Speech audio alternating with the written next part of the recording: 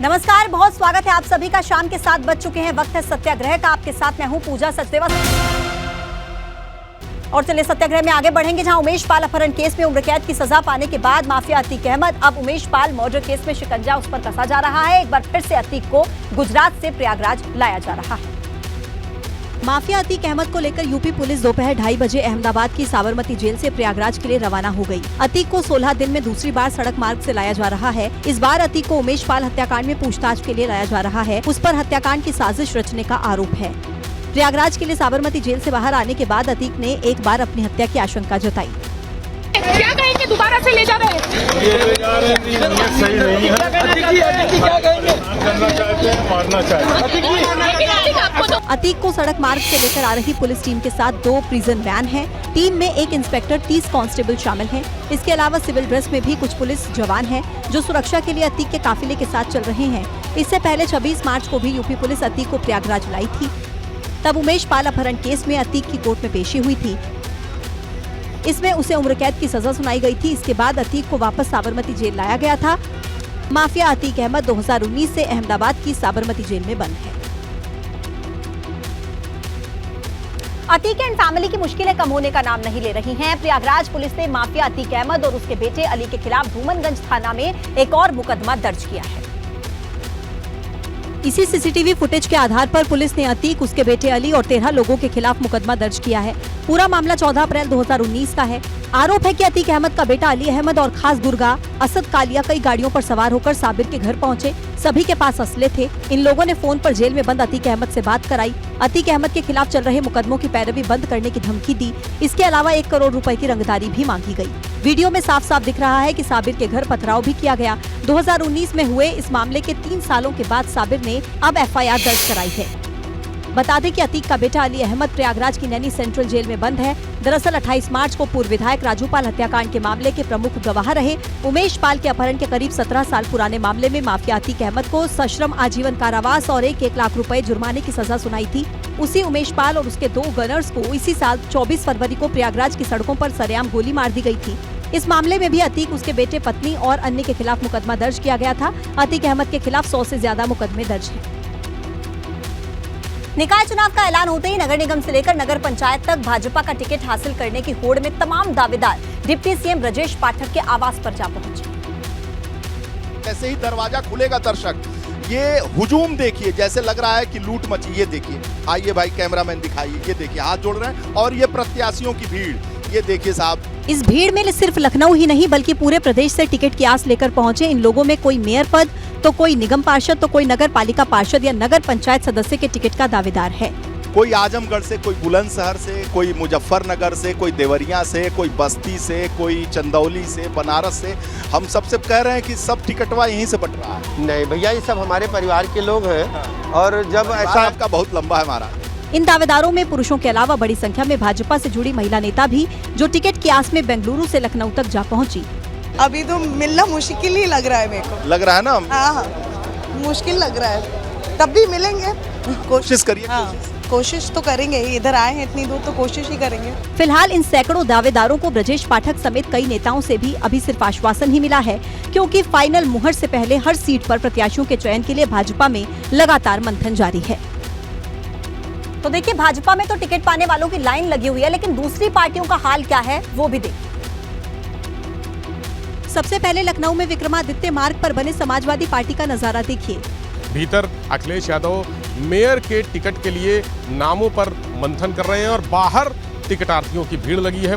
निकाय चुनाव में सपा का टिकट चाहने वालों की कतार सिर्फ सपा कार्यालय और प्रदेश अध्यक्ष के आवास पर ही नहीं लग रही, बल्कि बड़ी संख्या में टिकटार्थी सपा के राष्ट्रीय महासचिव शिवपाल यादव के कार्यालय पर भी पहुंच रहे हैं। इसमें बड़ी संख्या उन लोगों की है जो प्रसपा के समय शिवपाल यादव के साथ रहे हैं। यहाँ पर जो लोग आ रहे हैं वो मुख्य रूप से ऐसे लोग हैं जो प्रसपा जिस समय हुआ करती थी, शिवपाल यादव अध्यक्ष थे, उस समय शिवपाल यादव के साथ में जुड़े थे। लखनऊ में कांग्रेस के प्रदेश कार्यालय प्रदेश अध्यक्ष बिजलाल खाबरी अपने प्रांतीय अध्यक्ष नसीमुद्दीन सिद्दीकी और नकुल दुबे के साथ कई प्रकोष्ठों की मीटिंग की, लेकिन यहाँ न कार्यकर्ता नजर आ रहे हैं और न ही टिकटार्थी। उत्तर प्रदेश कांग्रेस कमेटी का हाल बहुत अच्छा नहीं नजर आ रहा है। यहाँ पर टिकट मांगने वालों की संख्या ना के बराबर है। बहुजन समाज पार्टी के प्रदेश मुख्यालय की स्थिति तो कांग्रेस कार्यालय से भी खराब है। बसपा कार्यालय में न कोई नेता दिख रहा है, न कोई कार्यकर्ता। टिकटार्थी दिखना तो दूर की बात है। बसपा सुप्रीमो मायावती निकाय चुनाव में भले ही जीत का दम भर रही हो, लेकिन उनके पार्टी मुख्यालय की हालत अच्छी नहीं दिख रही। पार्टी मुख्यालय में न कोई नेता है, न कार्यकर्ता है। मंगलवार को निकाय चुनाव में पहले चरण के नामांकन दाखिल करने की शुरुआत हुई। राजधानी लखनऊ में भी पहले चरण में ही चुनाव होना है, लेकिन अभी तक किसी भी दल ने महापौर पद के प्रत्याशी की घोषणा नहीं की है। सत्याग्रह में आगे बढ़ेंगे। निकाय चुनाव की डुगबुजी बच चुकी है, लिहाजा सुबह सपा ने भी अखाड़े में उतरने की पूरी तैयारी कर ली है। नगर निकाय चुनाव को लेकर ओम प्रकाश राजभर ने बड़ा ऐलान कर दिया है। उन्होंने साफ कर दिया है कि उनकी पार्टी निकाय चुनाव में अकेले दम पर चुनाव लड़ेगी। देखिए, लखनऊ भी लड़ेगा, बनारस भी लड़ेगा, गोरखपुर भी लड़ेगा, हम आपके गाजियाबाद भी प्रत्याशी हमारा है और कानपुर भी। सुबह सपा ने अपनी रणनीति के साथ साथ ये भी साफ कर दिया कि वो लखनऊ, वाराणसी, गोरखपुर, कानपुर, गाजियाबाद में महापौर के चुनाव में दो हाथ करेगी।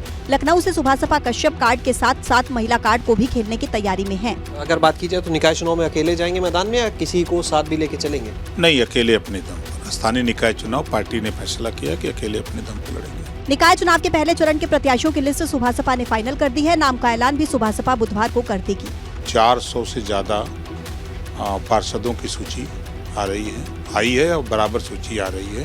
फाइनल सूची कल प्रेस वार्ता 10 बजे फाइनल बता देंगे। दरअसल 2017 के चुनाव में सुबह सपा 7 नगर पंचायत जीती थी और 11 पंचायत बहुत कम वोट से हारी थी। लिहाजा इस बार सुबह सपा को जीत का दायरा बढ़ने की उम्मीद है। और चलिए अब सत्याग्रह में फिर से आगे बढ़ेंगे। 22 अप्रैल से 4 धाम की यात्रा शुरू हो रही है, जिसको लेकर उत्तराखंड सरकार और प्रशासन की तरफ से हर मुमकिन तैयारी की जा रही है ताकि भक्तों को यात्रा के दौरान किसी तरीके की कोई दिक्कत ना हो। 4 धाम यात्रियों से बदसलूकी करने वाले घोड़े, खच्चर और डंडी कंडी संचालकों पर प्रशासन इस बार सख्त है। प्रशासन इस बार घोड़े, खच्चर, होकर को पहचान पत्र जारी करेगा और यात्री को यात्रा से पहले इस पत्र की फोटो खींचनी होगी। अगर यात्रियों के साथ बदसलूकी की शिकायत आती है तो लाइसेंस निरस्त करने के साथ ही कार्रवाई भी की जाएगी। 3-4 जगहों पर ट्रैक मार्क लगाए जा रहे हैं, जहाँ पर कोई भी यात्री उनके आई कार्ड को स्कैन करके उनकी आइडेंटिटी और उनकी डिटेल्स या फिर जिस घोड़े खच्चर पे वो चल रहा है उसके बारे में डिटेल्स पता लगा सकता है। इधर गंगोत्री और यमुनोत्री हाईवे धरासू बैंड के पास गिरे मलबे को साफ करने का काम युद्ध स्तर पर जारी है। मलबा हटाने के लिए प्रशासन ने सुबह 11 बजे से दोपहर 2 बजे तक और रात में 10 बजे से सुबह 5 बजे तक जरूरी सेवाओं को छोड़कर बाकी यातायात बंद रखने का फैसला लिया है। आपको बता दें कि इसी महीने 4 धामों के कपाट खुल जाएंगे। गंगोत्री यमुनोत्री धाम के कपाट 22 अप्रैल को खुलेंगे, बद्रीनाथ धाम के कपाट 27 अप्रैल को खुलेंगे, केदारनाथ धाम के कपाट 25 अप्रैल को खुलेंगे। जाहिर है इस बार 4 धाम यात्रा खास रहने वाली है, क्योंकि इस बार कई नई तरह की सुविधाएं भक्तों को मिलने वाली हैं। निकाय चुनाव से पहले चुनाव आयोग की तरफ से राज्य स्तरीय पार्टी का दर्जा खत्म किए जाने के बाद अब जयंत चौधरी आरएलडी के सामने जल्द होने वाले निकाय चुनाव से पहले बड़ा संकट खड़ा हो गया है। राज्य स्तरीय पार्टी का दर्जा खत्म होने से आरएलडी का चुनाव निशान हैंडपंप अब पार्टी का आधिकारिक सिंबल नहीं रह गया है। इसका मतलब ये है कि अब रालोद को अपने प्रत्याशियों के लिए हैंडपंप निशान की मांग करनी होगी और जहां रालोद चुनाव नहीं लड़ेगी वहां पर किसी और प्रत्याशी को हैंडपंप निशान दे दिया जाएगा। लेकिन हैंडपंप पर रालोद की दावेदारी बरकरार है और पार्टी ने इसके लिए आयोग को चिट्ठी भेजी है। टेक्निकली ऐसा नहीं है, सीट आरक्षित जो सिंबल आप आरक्षित होता है तो हमने ईसी को चिट्ठी गई है हमारी तरफ से कि वो सिंबल हमें आरक्षित और वो चुनाव आयोग हमें ही आरक्षित करेगा। जयंत चौधरी ने एबीपी गंगा से बातचीत में चुनाव आयोग के फैसले पर ही सवाल उठाते हुए कहा कि निकाय चुनाव से ठीक पहले चुनाव आयोग को रालोद का दर्जा खत्म करने का फैसला क्यों लेना पड़ा। इस तरह से इस समय पे ये फैसला लिया है तो एक शंका लोगों के मन में बनती है कि ये टाइमिंग क्यों, यही फैसला आप इस प्रक्रिया के बाद ले लेते तो समय भी मिलता। हालांकि रालोद की तरफ से चुनाव आयोग को लेकर कानूनी मंथन शुरू हो चुका है, लेकिन निकाय चुनाव से पहले राज्य स्तरीय पार्टी का दर्जा खत्म होने से 9 विधायकों और 1 राज्यसभा सांसद वाली रालोद के सामने अब पहचान बचाने की मुश्किल आ गई है। यूपी न सिर्फ जयंत चौधरी की पार्टी राष्ट्रीय लोक दल से राज्य स्तर पार्टी का दर्जा छीन लिया गया, बल्कि पार्टी के ऊपर एक और खतरा भी मंडरा रहा है। वो नया खतरा मंडरा रहा है लखनऊ में भाजपा दफ्तर के पास बना रालोद का ये दफ्तर। भारत निर्वाचन आयोग ने राष्ट्रीय लोक दल की प्रदेश स्तर की राजनीतिक दल के रूप में मान्यता को निरस्त कर दिया है। इसलिए संकट पैदा हो गया है इस कार्यालय पर कि ये कार्यालय राष्ट्रीय लोक दल के पास रहेगा या नहीं रहेगा। इस दफ्तर में पार्टी के युवा प्रकोष्ठ और पार्टी के कई दूसरे विभागों के दफ्तर भी बने हैं। लेकिन अब 2002 में राज्य पार्टी का दर्जा मिलने के बाद करीब 21 साल के बाद रालोद की राज्य पार्टी की मान्यता खत्म हो गई। दरअसल 2019 के लोकसभा चुनाव में रालोद का वोट प्रतिशत 1.69% ही रहा। पार्टी ने लोकसभा में एक भी सीट नहीं जीती। इसके बाद 2022 में हुए विधानसभा चुनाव में रालोद ने 8 सीटें जरूर जीती, लेकिन वोट प्रतिशत 2.85 ही रहा। फिलहाल यूपी विधानसभा में आरएलडी के 9 विधायक हैं। राजस्थान में भी रालोद का एक विधायक है। ऐसे में अगर पार्टी के हाथ से ये दफ्तर भी चला जाएगा तो पार्टी के लिए एक बहुत बड़ा झटका माना जाएगा। जो लोग सरकार में हैं और निर्वाचन आयोग की भूमिका इस समय जो दिखाई दे रही है, पिछले अनेक चुनावों से दिखने में मिल रही है, वो निष्पक्षता की जिस उम्मीद की हम लोग कल्पना करते हैं निर्वाचन आयोग से, उसे दिख नहीं रही। और वहीं निकाय चुनाव में मुस्लिम वोटर्स को साधने के लिए पश्चिमी यूपी में बहुजन समाज पार्टी ने महापौर सीट पर एक बड़ा फैसला किया है। मायावती की बसपा ने सहारनपुर नगर निगम चुनाव में पार्टी की तरफ से मेयर पद के लिए इमरान मसूद के परिवार से आने वाली खदीजा मसूद को टिकट दिया है। सहारनपुर में बसपा के उत्तराखंड कोऑर्डिनेटर शमसुद्दीन रायनी ने इमरान के भाई की पत्नी खदीजा की उम्मीदवारी का ऐलान किया। मुझे उम्मीद है कि धरती पे जो बात होगी, परचम लहराता है, पूरे प्रदेश में उसका परचम लहरता है। दरअसल मायावती एक बार फिर बसपा के पुराने दलित मुस्लिम फार्मूले पर काम करना शुरू कर चुकी हैं। इस रणनीति के तहत पश्चिमी यूपी में मुस्लिम बाहुल्य सहारनपुर के मेयर पद के लिए इमरान मसूद के परिवार के सदस्य को चुना गया है, जिसकी बदौलत दलितों के साथ मुस्लिम वोटर्स को भी बसपा के साथ लाने के लिए लामबंद किया जा सके। खदीजा मसूद साहब को इनको बहुजन समाज पार्टी का प्रत्याशी बनाया गया है।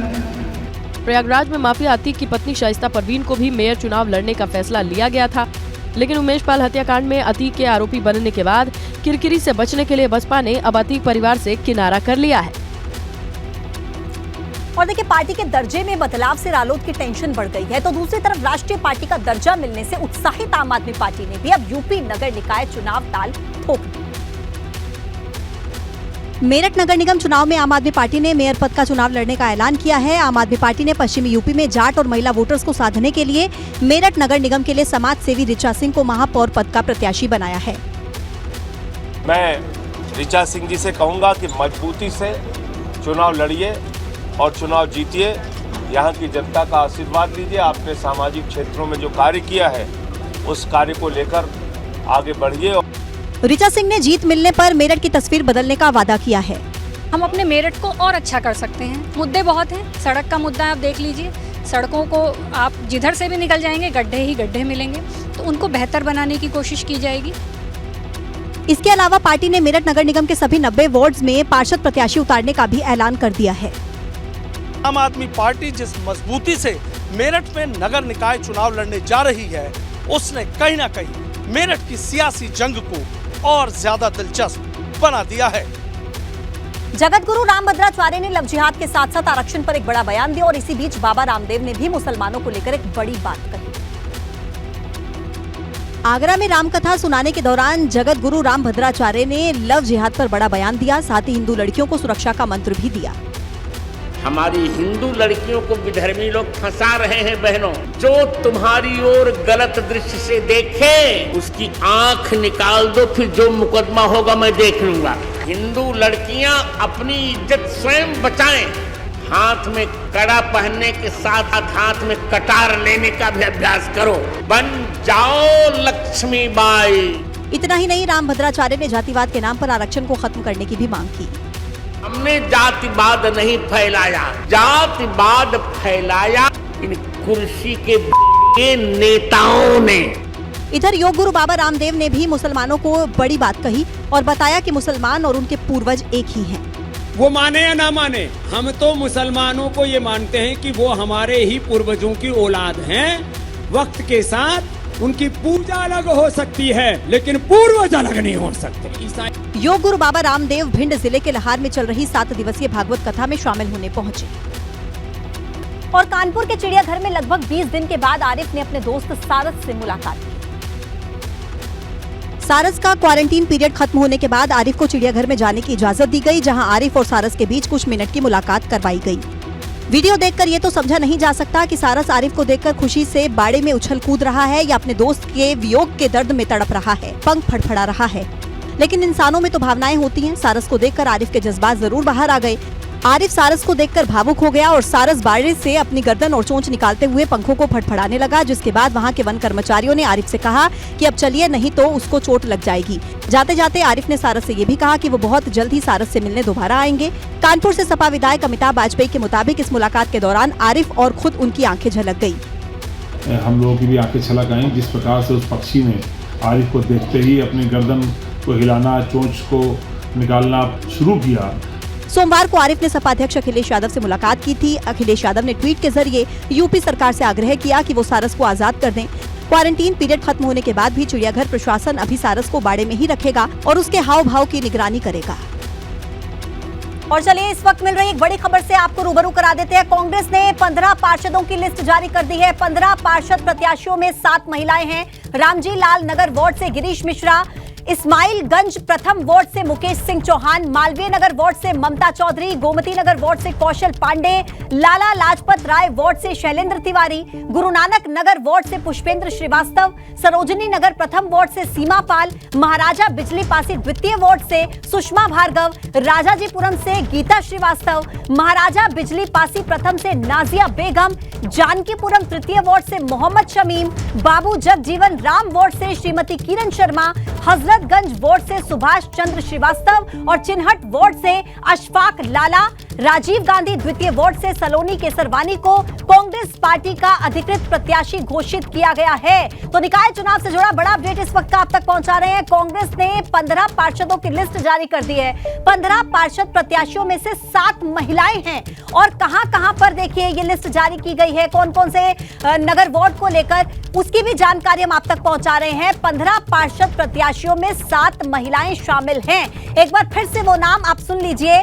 गिरीश मिश्रा को रामजी लाल नगर वार्ड से प्रत्याशी चुना गया है। इस्माइलगंज प्रथम वार्ड से मुकेश सिंह चौहान को चुना गया है। और जैसा कि हमने आपको बताया 15 में से 7 महिला प्रत्याशी कांग्रेस ने मैदान में उतारी हैं, जिनमें से मालवीय नगर वार्ड से है ममता चौधरी का नाम, गोमती नगर वार्ड से है कौशल पांडे, लाला लाजपत राय वार्ड से है शैलेंद्र तिवारी, गुरु नानक नगर वार्ड से है पुष्पेंद्र श्रीवास्तव का नाम, सरोजनी नगर प्रथम वार्ड से सीमा पाल का नाम सामने आ रहा है। सुषमा भार्गव को महाराजा बिजली पासी द्वितीय वार्ड से प्रत्याशी चुना गया है। गीता श्रीवास्तव राजाजीपुरम से प्रत्याशी चुनी गई है। महाराजा बिजली पासी प्रथम से नाजिया बेगम को प्रत्याशी कांग्रेस ने चुना है। जानकीपुरम तृतीय वार्ड से मोहम्मद शमीम का नाम सामने आ रहा है। बाबू जनजीवन राम वार्ड से श्रीमती किरण शर्मा का नाम सामने है।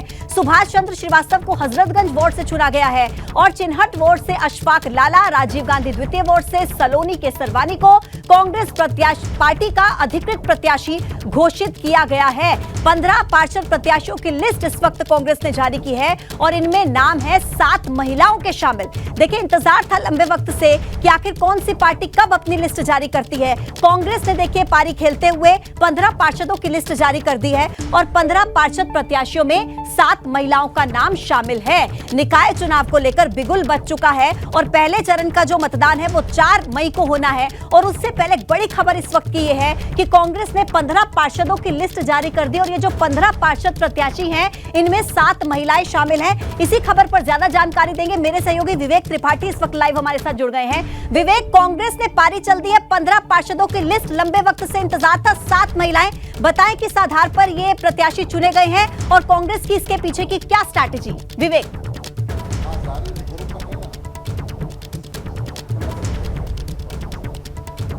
जी बिल्कुल, सबसे पहले आपको नज़ारा दिखा दूं। यहाँ पर जो पार्षदों का नाम घोषित किए गए हैं वो यहाँ पर मौजूद हैं। आराधना मिश्रा मोना जो नेता हैं विधानमंडल दल की कांग्रेस की, वो मौजूद हैं। इसके अलावा राष्ट्रीय सचिव धीरज गुर्जर भी यहाँ पर मौजूद हैं। नकुल दुबे हैं प्रांतीय अध्यक्ष, वो मौजूद हैं। जो प्रवक्ता हैं अशोक सिंह, वो भी यहाँ पर मौजूद हैं। सभी लोग मौजूद हैं और जिनको टिकट मिला है उनसे परिचय किया जा रहा है और उनको जो ऑफिशियल सूचना दी जा रही है कि आप लोगों को पार्षद का टिकट दिया गया है। क्षेत्र में जाकर मेहनत करें, काम करें और पूरी मेहनत से कांग्रेस को जिताने की कोशिश करें। ये यहाँ पर उनको मंत्र दिया जा रहा है जीत का, कि कैसे जीत हासिल करनी है। तो सभी लोग यहाँ पर मौजूद हैं।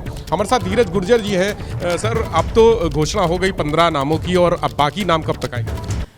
सबकी सहमति से जो कांग्रेस पार्टी के निष्ठावान कार्यकर्ता और जो जनता की आवाज़ बनते हैं, हम लोग इस बात का प्रयास कर रहे हैं कि कार्यकर्ताओं को अधिक से अधिक मौका मिले और वो लोग चुनाव लड़ें। ब्रजलाल खाबरी जी, मोना मिश्रा जी, हमारे नकुल दुबे जी और हमारे तमाम उत्तर प्रदेश के जो लखनऊ के साथी हैं, वो सब लोग मिलकर सर्वसम्मति से सूची लगातार जारी करते रहे। मिश्रा जी भी हैं मैम, 7 महिलाएं भी हैं। प्रियंका जी का नेतृत्व है और हमेशा से कांग्रेस ने महिला सशक्तिकरण के लिए अग्रणी रही है। हमने तो विधानसभा चुनाव में भी महिलाओं को सर्वाधिक टिकट दिया था, तो हमारी जो पहली सूची है उसमें भी महिलाओं को प्रमुखता है। और ये महिला ही केवल नहीं, ये सब वो सशक्त कार्यकर्ता हैं कांग्रेस के, जिन्होंने लगातार कांग्रेस के तिरंगे झंडे को मजबूती से हर परिस्थिति में उठा के रखा है। महापौर के कब तक नाम? जल्दी हो जाएंगे सारी। ये पहली और सबसे बड़ी बात यह है कि मुझे नहीं लगता कि अभी तक किसी भी पार्टी ने चाहे वो बीजेपी हो, सपा हो या कोई भी पार्टी हो, किसी ने भी सूची नहीं जारी की। अगर सबसे पहले निकाय चुनाव की सूची जारी कर रही है तो कांग्रेस पार्टी आज अपनी प्रथम सूची सबसे पहले जारी कर रही है। तो ये हमारी तैयारी भी दिखाता है, हमारी निष्ठा भी दिखाता है कि जो हम किस तैयारी के साथ हम लगातार लगे थे और किस सीरियसनेस के साथ हम इस चुनाव को लड़ने जा रहे हैं। निसंदेह मोना जी ने कहा पूरी तैयारी के साथ चुनाव लड़ने के लिए वो एकदम प्रतिबद्ध हैं। हमारे साथ और भी कैंडिडेट है। चुनाव आपको टिकट मिला है, क्या नाम है? ममता चौधरी नाम है मेरा और ये मेरा 4th इलेक्शन है। मैं 2006 से कंटिन्यूसली अभी तक जीतती आई हूँ, जनता की सेवा की है और आगे भी मेरा पूर्ण विचार है, जनता मुझे मौका देगी, मैं बिल्कुल निष्ठावान तरीके से जनता की सेवा करती रहूँगी। आपको कहाँ से, किस वार्ड से मिला है? लाला लाजपत राय वार्ड से मिला है। हम पूर्व में भी वहाँ सभासद रह चुके हैं। जनता की सेवा को लेकर के हम लोग पूरी तरह से करबद्ध हैं। वही है नाली खड़ंजा, झाड़ू पंजा, यही सब चीज़ें हैं। इसी पे हम लोग पूरी तरह से नीचे जुट करके काफ़ी संघर्ष करके लोगों के बीच में जा रहे हैं। नाली खड़ंजा, झाड़ू पंजा ये मंत्र है। आप सर कहाँ से पार्षद, आपको टिकट दिया? मैं कौशल पांडे, मेरा वार्ड है गोमती नगर वार्ड, 37 नंबर है। मैं वहाँ से 2017 में चुनाव जीता था भाजपा को हरा के। अब मैं जनता के बीच में हमेशा रहता हूँ, 24 घंटा उनकी सेवा में रहता हूँ और मेरा लक्ष्य यही है कि जो है ज़्यादा से ज़्यादा क्षेत्र का विकास करूँ और लखनऊ में सबसे अच्छा वार्ड बनाऊँ। लखनऊ में सबसे अच्छा वार्ड बनाए। देखिए जितने भी लोग हैं यहाँ, वो पहले जो 2017 का चुनाव हुआ था उसमें कांग्रेस के वो लोग चुने गए हैं जो भाजपा को हरा कर आए थे। प्रदेश अध्यक्ष ब्रजलाल खाबरी जी भी हमारे साथ आ गए हैं। सर पहली सूची जारी हो गई है आज? हाँ, पहली सूची जारी की है। इस सूची में क्या खास क्या है? हमने पूरे लखनऊ महापालिका के जितने भी विधानसभाएं आती हैं उन विधानसभाओं को सर्च करके हर एक विधानसभा से 2-2, 3-3 नामों को कलेक्ट किया है। जो पूर्व में प्रत्याशी लड़ चुके हैं 2022 में, उनकी भी एडवाइज ली है। हमारे जो वहाँ पे पदाधिकारी हैं पार्टी के, छोटे बड़े पदाधिकारियों की सहमति ली है। जो आम सहमति बनी वो हमने आज सूची जारी कर दी। बाकी नाम कब तक घोषित? वो 1 दिन 2 दिन बस। महापौर का सर? परसों तक। यानी ये भाजपा, सपा और बसपा से पहले? अब वो अपना करते रहेंगे। हमारा काम हम अपना कर रहे हैं, उनका काम वो अपना करें। वो हमें देख करके चलेंगे, हम उन्हें देख के थोड़ी चलेंगे। हमें फ्रंट पे आके लड़ना है तो हमें तो पहले करना पड़ेगा ना। क्या क्राइटेरिया क्या होगा सर महापौर? अच्छा से अच्छा जो वर्कर होगा, जो जनता के बीच में पॉपुलर होगा, जो जनता के बीच में लंबे समय से काम कर रहा होगा, हर तरीके की लड़ाई लड़ने के लिए सक्षम हो, उसको लाएंगे। अच्छे से अच्छा वर्कर। और देखिए शहर के अध्यक्ष भी हैं हमारे साथ, दिलप्रीत भी बताएंगे। आप चूँकि अध्यक्ष हैं तो कितनी अच्छी लड़ाई कांग्रेस दी? देखिए हमें इतना मालूम है कि आज 110 के 110 वार्डों पे हम लोग जो है कल तक प्रत्याशी पूरे हम लोग पूरे लगा देंगे। और मुझे ऐसी उम्मीद है कि इस बार का जो चुनाव होगा ऐतिहासिक होगा और ज़्यादा से ज़्यादा वार्ड हम लोग जीतने जा रहे हैं। और कोशिश हम लोग की ये है कि मेयर का भी चुनाव हम लोग लखनऊ में जीत के इस बार आए। हौसले एकदम लबरेज हैं? जी, हौसले बिल्कुल भरे हुए हैं और हम लोग उसी हौसले, उसी ताकत के साथ हमारी राष्ट्रीय सचिव, हमारी महासचिव प्रियंका जी की उम्मीदों को पूरा आगे बढ़ाते हुए हम लोग लगता है कि लखनऊ ही नहीं बाकी भी जो मेयर के चुनाव जहाँ जहाँ होने हैं वहाँ पे अच्छे से अच्छा काम होने वाला है। अच्छे से अच्छा काम होने वाला है। इधर जो सभी प्रत्याशी जो जिनको टिकट मिला है वो यहाँ पर इकट्ठे हुए हैं और फोटो सेशन का दौर चल रहा है। कांग्रेस के लिए बड़ी, क्योंकि पहली सूची आज जारी हो गई है। सबसे खास बात यह है, और सबसे जो पार्षदों का इंतजार किया जा रहा था, और ये पार्षद वही हैं ज़्यादातर जो पिछले बार जीते थे, उनको प्राथमिकता दी गई है, या जिन्होंने बहुत अच्छी फाइट की थी, टक्कर में रहे थे, भाजपा को हार जीत में पसीने छुड़ा दिए थे, उन पार्षदों के नाम है। और 15 नाम है, 15 में 7 महिलाएं हैं जो प्रियंका गांधी ने नारा दिया था लड़की हूँ लड़ सकती हूँ, उसमें महिलाओं को वरीयता दी गई है। ये कहा जा रहा है कि जो 40% से ज़्यादा महिलाएं शामिल हैं इस टीम में, और इसके बाद जो सूची आएगी उसमें भी महिलाओं को तवज्जो दी जाएगी। पूरी तरह से जो महिला सशक्तिकरण की बात है वो कांग्रेस के यहाँ नजर आ रही है। कांग्रेस पार्टी ने अपनी पहली लिस्ट जारी कर दी है जिसमें वरीयता दी गई है महिलाओं को। बहुत धन्यवाद आपका तमाम जानकारी, तस्वीरें हम तक पहुंचाने के लिए। एबीपी गंगा, खबर आपकी, जुबान आपकी।